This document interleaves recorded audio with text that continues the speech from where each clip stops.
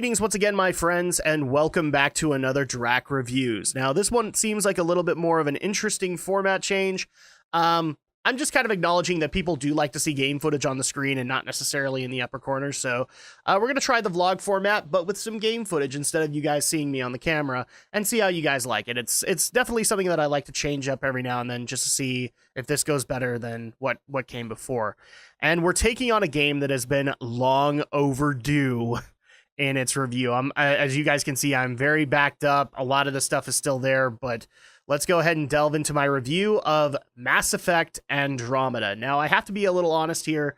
Because of all the games that were coming out around the same time, I actually had to kind of sparse and in between the recording of Andromeda. And so in between all of that, I did actually see a lot of the bug fixes and a lot of stuff that has been addressed during or at post-release of Mass Effect Andromeda. So I'm just going to go ahead and point out that, yes, I've seen kind of the original gameplay as well as the modified or the bug-fixed gameplay. Did I come across any major bugs? Not really. But let's go ahead and hop on into the story with... So Mass Effect Andromeda actually occurs in the year 2185, which is roughly between Mass Effect 2 and Mass Effect 3. The events that we know, at least as far as I'm going to try and summarize as best as I can. There was an initiative going on that wasn't really covered in Mass Effect 2 called the Andromeda Initiative. It's basically a bunch of people, or one corporation in particular, getting a bunch of really popular scientists, and in fact, kind of rogue scientists, people who wanted to step outside the box, and people who wanted to I hate to coin the term, but seek out new life and new civilizations and to boldly go where no one has gone before. The Andromeda Initiative was simple. They were going to take ships and even have have people go in advance to make a forward station to settle in the Andromeda Galaxy, which was roughly, I think they said 600 years, a 600-year trip for them.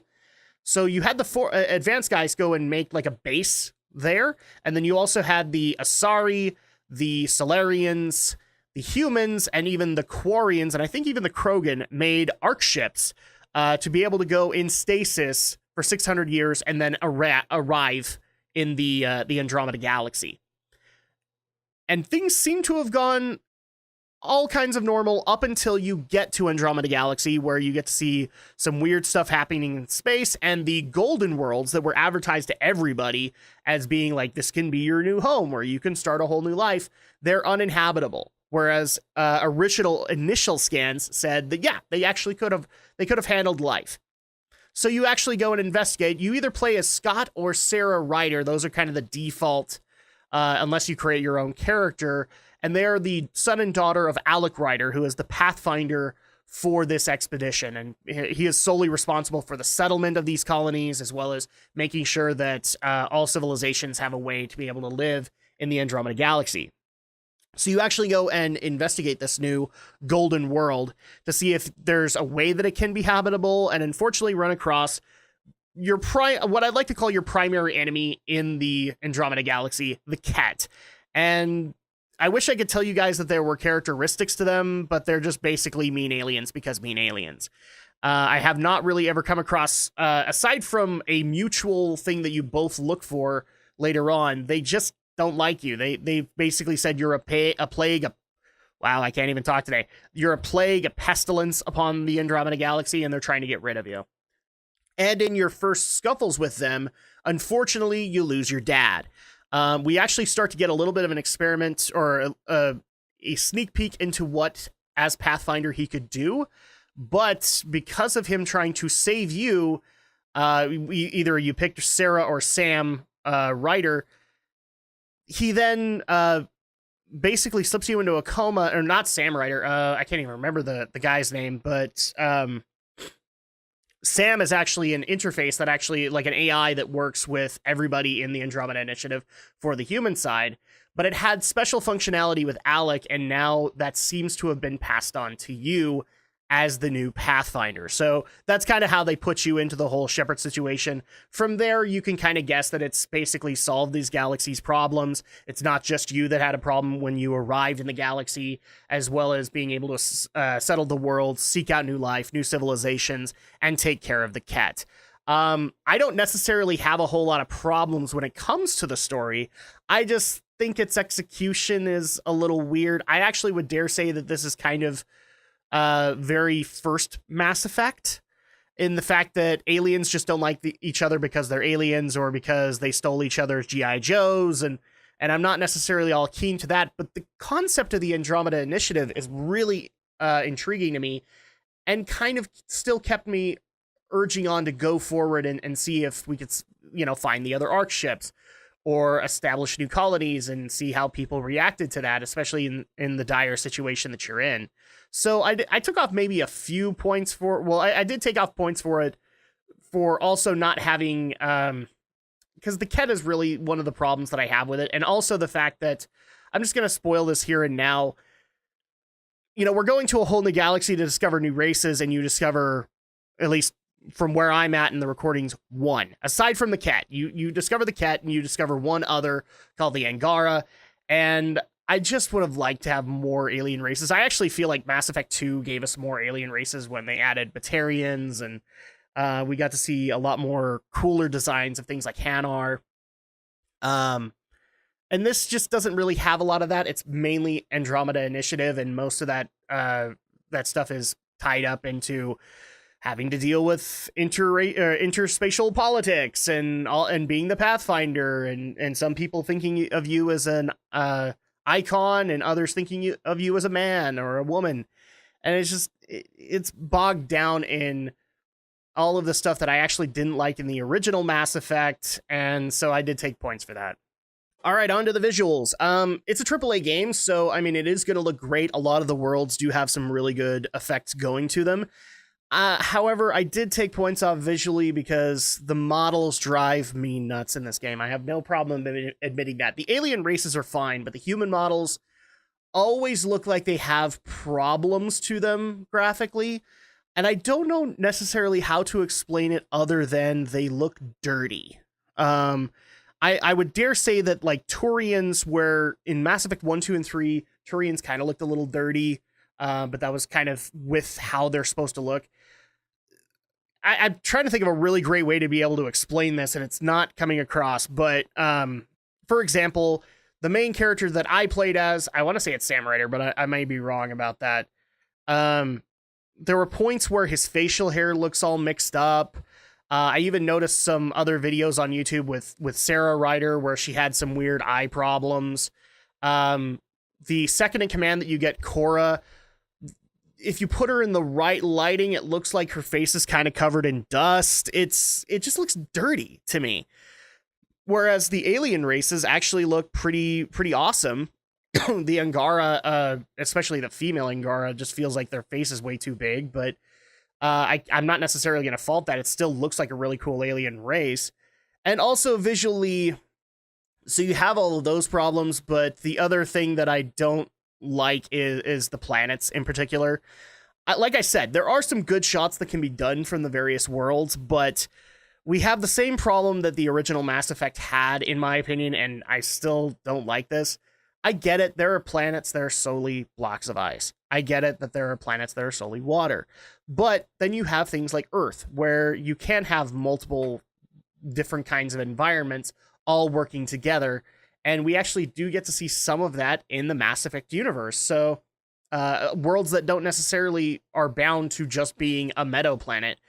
And I would actually dare say one of the reasons that they stuck with this model was because you had the introduction of the reintroduction of the Mako, aka the Nomad, and now you have to deal with ice only worlds and desert only worlds and meadow only worlds and forest only worlds. I even looked around in the when you can actually salvage stuff around the planets just to see if they had different ecosystems going on at the same time, and they don't.